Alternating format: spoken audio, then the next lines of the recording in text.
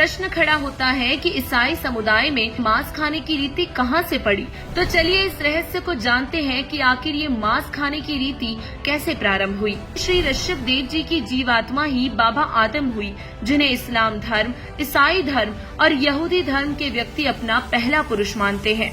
बाबा आदम व उनकी पत्नी हव्वा के सहयोग से 2 पुत्र उत्पन्न हुए, जिनमें से एक का नाम काइन तथा दूसरे का नाम हाबिल रखा गया।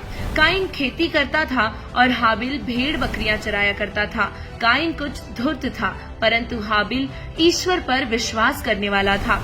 काइन ने अपनी फसल का कुछ अंश प्रभु को भेंट किया, प्रभु ने अस्वीकार कर दिया।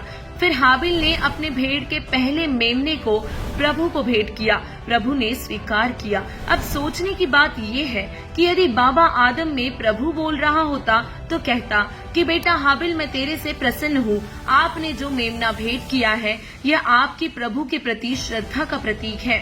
यह आप ही ले जाइए और इसे बेचकर धर्म भंडारा कीजिए और अपनी भेड़ों की ऊन उतार कर रोजी रोटी चलाइए तथा प्रभु में विश्वास रखिए। यहाँ बाबा आदम के शरीर में प्रेतवश प्रवेश करके पवित्र बाइबल में मांस खाने का प्रावधान पितरों ने बोलकर करवाया है। इससे काइन को द्वेष हुआ तथा उसने अपने छोटे भाई को मार दिया और उस समय से लोग प्रभु का नाम लेने लगे।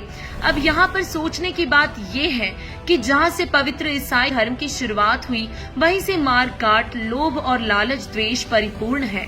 पवित्र बाइबल में है कि पितृ दूसरों के शरीर में प्रवेश करके बोल रहे हैं। उनका आदेश पालन करके मानव महापाप का भागी हो रहा है। और इसी संदर्भ में कबीर परमेश्वर जी ने कहा है, कबीर मांस मांस सब एक है, मुर्गी हिरनी गाय, आँख देख नर खात है, ते नर नरक ही जाए। कबीर यह कुकर को